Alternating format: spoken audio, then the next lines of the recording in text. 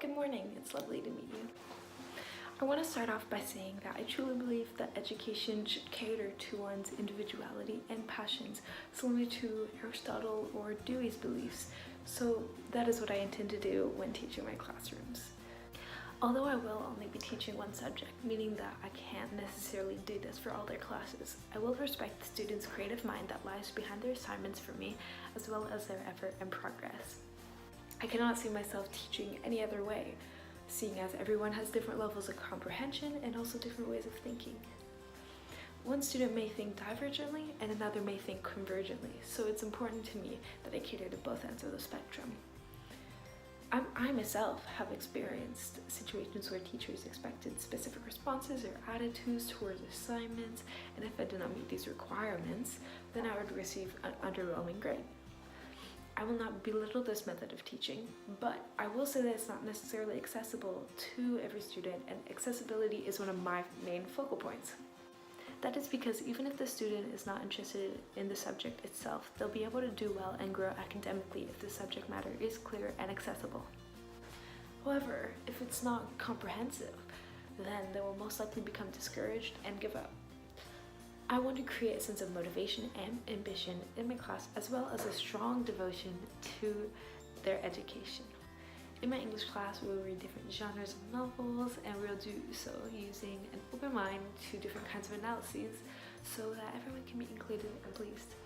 Although I am aware that it's nearly impossible to please everyone, I do like to attempt to reach that goal. I'll try to encourage students who are still not fully understanding the material or who are struggling to stay motivated, and I will go from there. There is only so much you can do, but my goal is to know that I have tried to help them and have done my absolute best, and sometimes that's all you can do. Education can be a beautiful thing if we allow it to be. If students bask in the academic atmosphere and let it explore their developing minds, then they will see progress in many aspects of their lives. Achieving academically can be extremely rewarding and can open their mind to different passions, dreams, and career choices. It can also expose them to failure, which, although can be seen as a bad thing, can also be seen as a good thing. Dewey believes that growth is synonymous with education, and it is due to this exposure. If we do not fail in life, then we can't realize what we need to improve on and what is necessarily for us. Although I encourage success in my classroom, I will not make my students feel horrible about their failures either. And that is because we've created such a strong attitude towards failure that we come to believe that if we are unsuccessful, then we do not deserve good grades.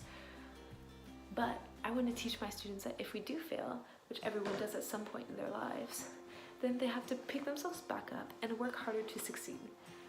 Nancy claims that it is important to be comfortable with our failures and that we should not focus on what we necessarily lack. This will only lead to unhappiness and obsession over superficiality. Some subjects are harder for people because they do not regularly use a specific set of skills, but I can help them see it from a different perspective that is easier for them to understand, therefore putting them on the path to success. I will never assume that students have not worked hard. If they have failed, I will simply guide them through their errors and lead them to finding out what they should do instead. This is because education can guide them to wonderful opportunities, but it can't guide them to self-discovery and self-betterment if it's not done properly.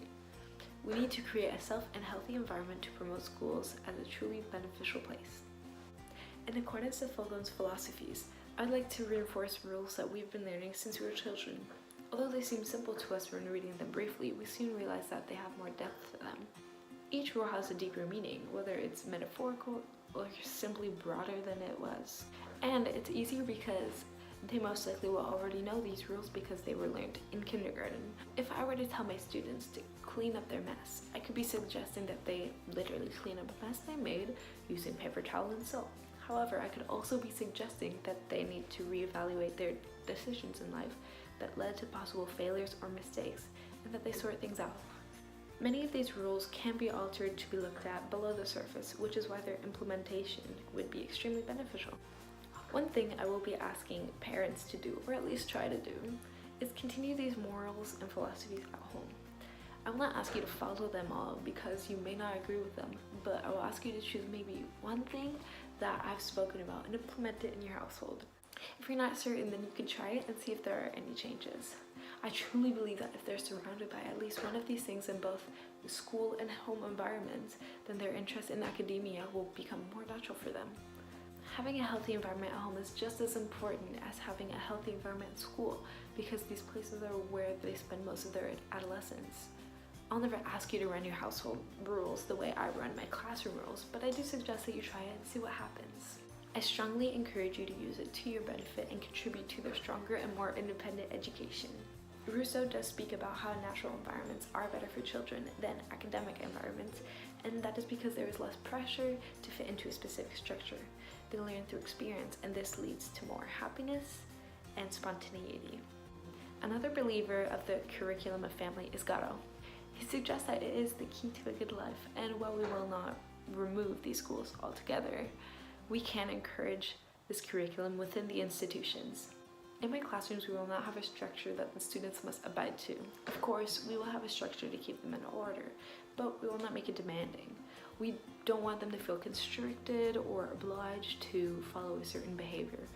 And an open mind to uniqueness at home would also be extremely healthy for them, because it will help them develop their own ideas and strengthen their minds voluntarily. All these factors can bring your child to enjoy and even look forward to attending school. It will not be seen as a necessity, but as a form of expression. It was a pleasure meeting you, and I hope you have an amazing day. Thank you for coming.